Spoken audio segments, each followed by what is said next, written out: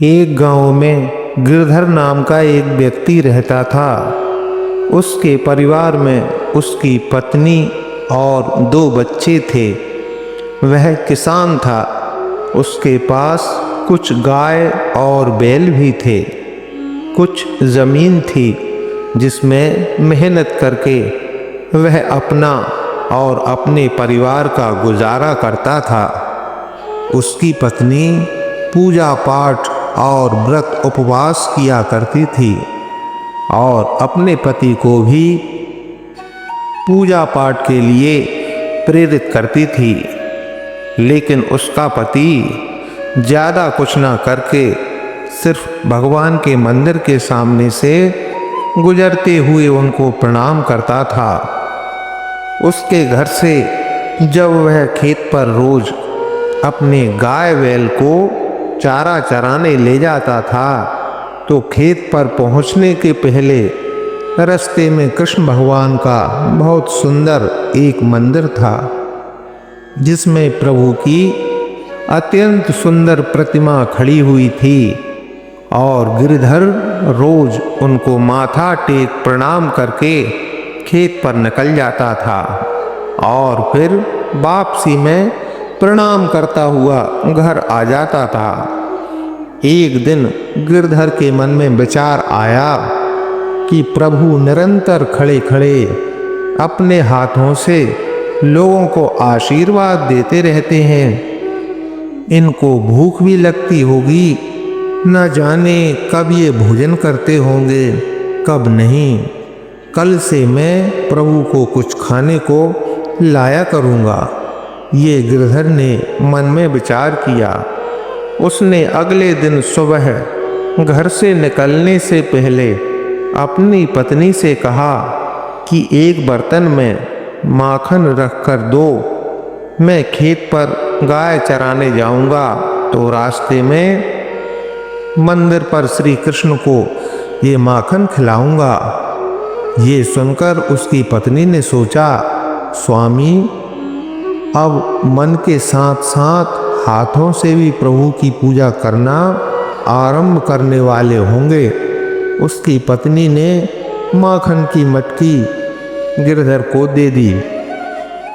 अब गिरधर जैसे ही गाय बैल लेकर घर से निकला तो हाथ में वह मटकी साथ रखकर निकला और रास्ते में जैसे ही कृष्ण मंदिर आया तो रोज की तरह गिरधर ने भगवान को हाथ जोड़ प्रणाम किया और कहने लगा, प्रभु ये माखन आपको लाया हूँ, आप इसको पा लेना।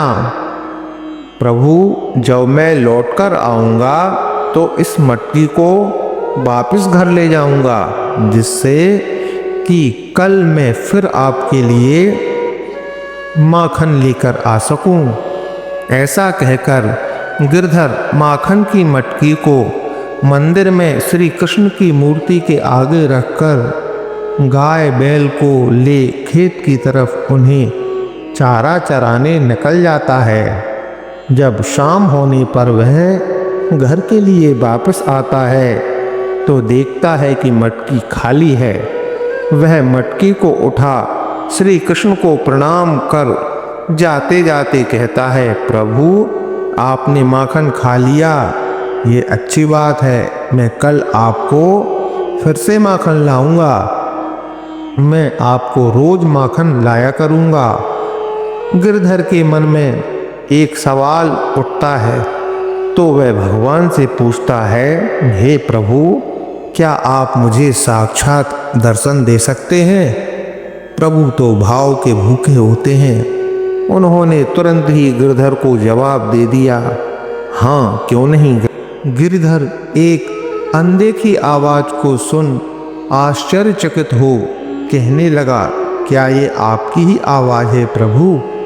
आप मेरे सामने आकर दर्शन दें प्रभु। गिरधर के ऐसा कहने पर आवाज आती है कि मैं दर्शन तो दे दूंगा, लेकिन ये बात तुम किसी और को नहीं कहोगे, ये वचन दो। गिरधर ने वचन दे दिया और प्रभु गिरधर के सामने साक्षात रूप में प्रकट हो गए। गिरधर प्रभु को देख प्रसन्न हो कहने लगा, क्या मेरे रोज कहने पर रोज आप मुझे दर्शन दिया करेंगे प्रभु? तो भगवान ने कहा, हाँ गिरधर, जरूर दर्शन दूंगा तुम्हारे बुलाने पर रोज, बस तुम किसी और से ना कहना। गिरधर ने यह सुन खुश हो गया और कहने लगा, ठीक है प्रभु, अब मैं गाय बैल को लेकर घर पहुंचता हूँ, शाम भी हो चुकी है। मेरी पत्नी और बच्चे मेरी राह देखते होंगे। गिरधर फिर गायों को लेकर घर निकल गया, लेकिन घर पहुंचने के बाद भी गिरधर ने प्रभु दर्शन वाली बात किसी को नहीं सुनाई। अगले दिन गिरधर फिर से माखन की मटकी साथ लेकर गायों को खेत की तरफ ले जाने लगा और रास्ते में प्रभु जी के मंदिर पर पहुंचकर हाथ जोड़ प्रभु से दर्शन मांगने लगा और गिरधर के पुकारते ही श्री कृष्ण प्रकट हो गए। गिरधर ने मुस्कुराते हुए मटकी प्रभु को दे दी।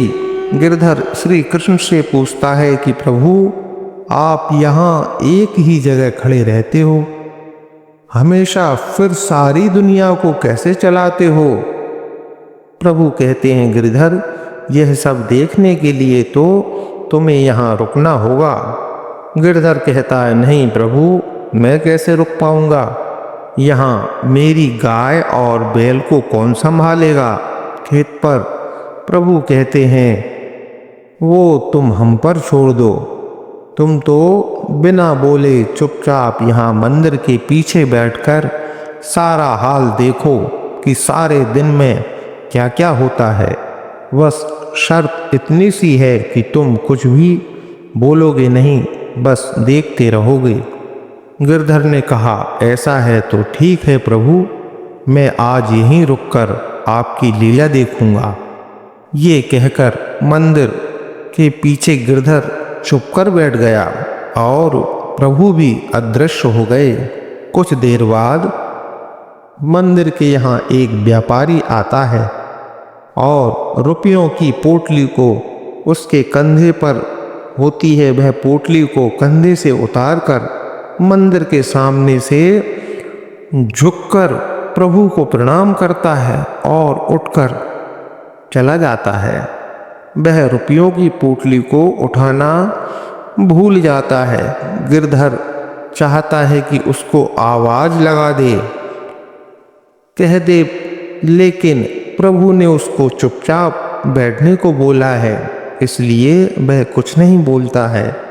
उस व्यापारी के वहां से जाने के बाद एक बहुत ही गरीब व्यक्ति उस मंदिर के सामने से निकल रहा था।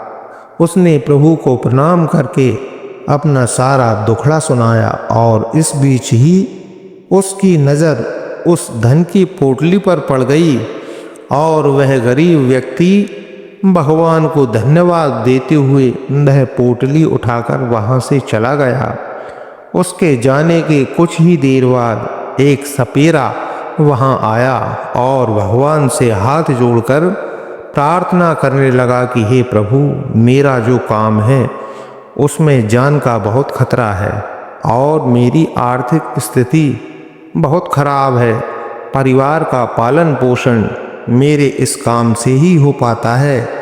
प्रभु, इतना आशीर्वाद दीजिए कि सर्पों से मेरे जीवन में कोई खतरा ना आए।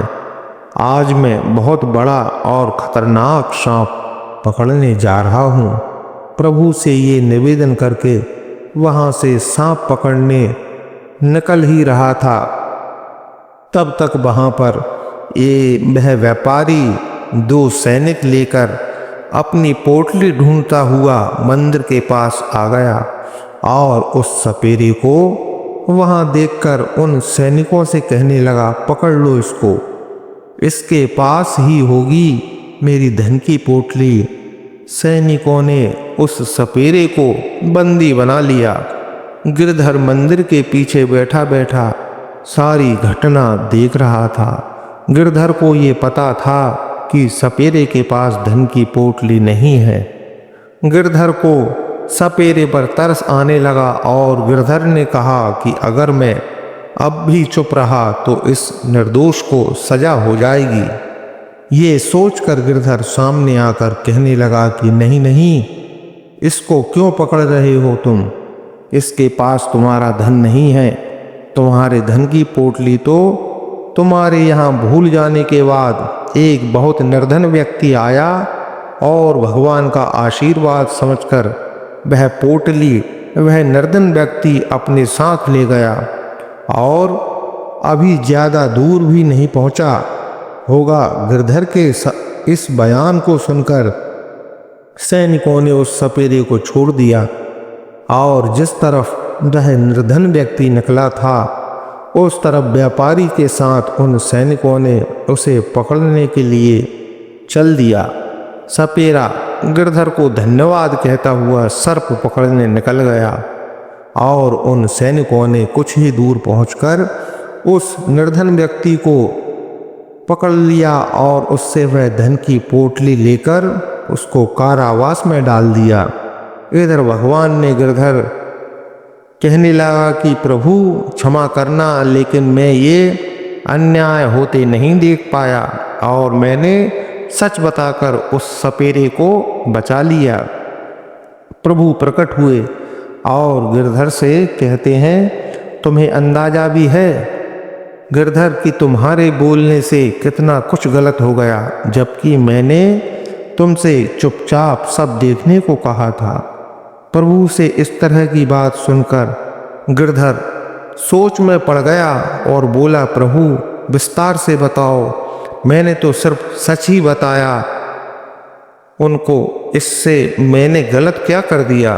फिर प्रभु ने उसको सब बताया। प्रभु ने कहा कि तुम सिर्फ वह देखते हो जो तुम्हारी दृष्टि के सामने होता है और मुझे आगे पीछे के हर समय को देखना होता है। गिरधर, तुमने उस सपेरे को निर्दोष देखा और उसके पक्ष में गवाही दी, लेकिन जैसे ही सैनिकों ने उसको छोड़ा तो वो सर्प पकड़ने के लिए गया और जिस सर्प को उसने पकड़ना चाहा उसने उस सपेरे को डस लिया और उसकी मृत्यु हो गई। अब उसका परिवार बेसहारा हो गया और जिस निर्धन व्यक्ति को सैनिकों ने पकड़कर कारागार में डाल दिया, उसके घर उसकी बेटी की शादी होने वाली थी। उस धन से वह आसानी से सारे काम निपटा लेता और उस व्यापारी को उस धन के अभाव में भी कोई परेशानी नहीं होती। जिसकी धन की पोटली तुमने उस निर्धन से छुड़वा कर वापस दिला दी। प्रभु की यह बात सुनते ही गिरधर रोता हुआ प्रभु के चरणों में गिर गया और प्रभु अंतर्ध्यान हो गए। इसीलिए कहते हैं साथियों कि प्रभु की महिमा को कोई नहीं समझ सकता। प्रभु हमारे साथ जो भी करते हैं वो हमारे अच्छे के लिए ही करते हैं, क्योंकि प्रभु को हमारे वर्तमान के साथ भविष्य के बारे में भी पता होता है। अगर कहानी पसंद आई हो तो कमेंट बॉक्स में जय श्री कृष्ण अवश्य लिखें।